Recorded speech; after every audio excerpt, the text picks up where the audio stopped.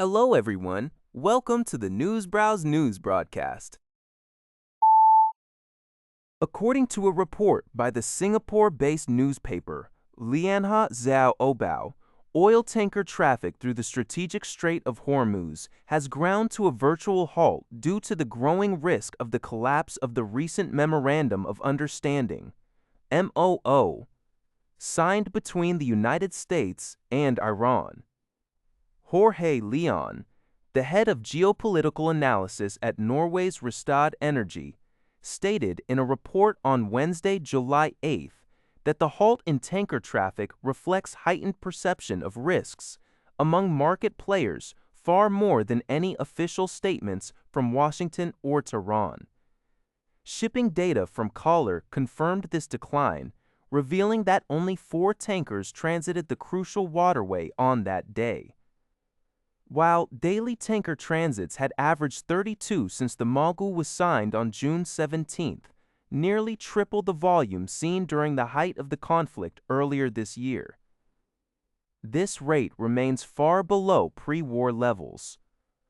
Prior to the outbreak of hostilities between the U.S. and Iran, approximately 1/5 of the world's petroleum and liquefied natural gas was transported through the Strait of Hormuz, underscoring the severe global economic threat posed by the renewed disruption. According to Xinhua, U.S. President Donald Trump, while attending the NATO summit, indicated that the United States is considering a significant escalation in its military stance toward Iran. Trump stated that the U.S. might resume a naval blockade in the Strait of Hormuz and potentially seize control of Iran's Kharg Island. This announcement follows a series of reciprocal military strikes between the two countries. The United States reportedly launched attacks on approximately 80 Iranian targets in response to alleged Iranian aggression against commercial vessels in the region. In retaliation, Iran's Islamic Revolution Guard Corps targeted 85 U.S. military sites located in Bahrain and Kuwait. The situation remains volatile as both nations continue to trade strikes, marking a concerning new round of escalation in the Middle East. During the NATO summit in Ankara, Turkey, President Trump announced that his administration will grant Ukraine a license to build its own Patriot missile interceptors.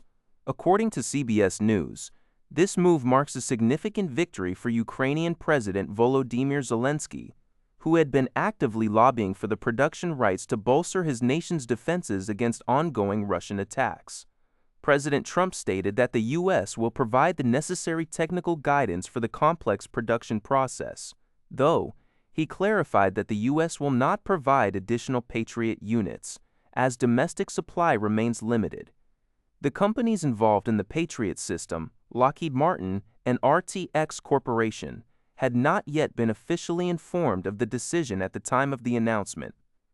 In addition to the defense deal, President Trump mentioned potential cooperation on the procurement of Ukrainian-made drones, while also expressing sympathy for the toll the war has taken on Russia.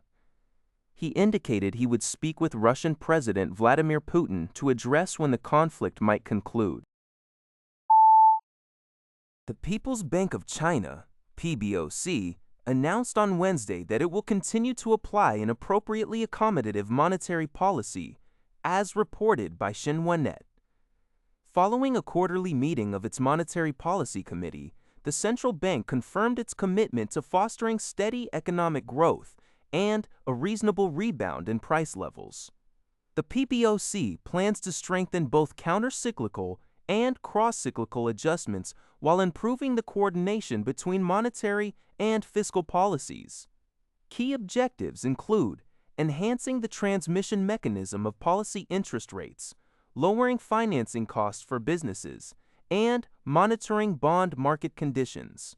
Furthermore, the central bank aims to maintain the stability of the RMB exchange rate and provide targeted financial support to critical sectors, including domestic demand expansion, technological innovation, and small to medium-sized enterprises.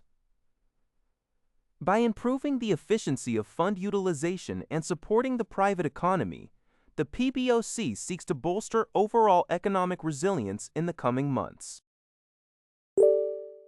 That's all for this video. Thank you for watching. See you in the next video.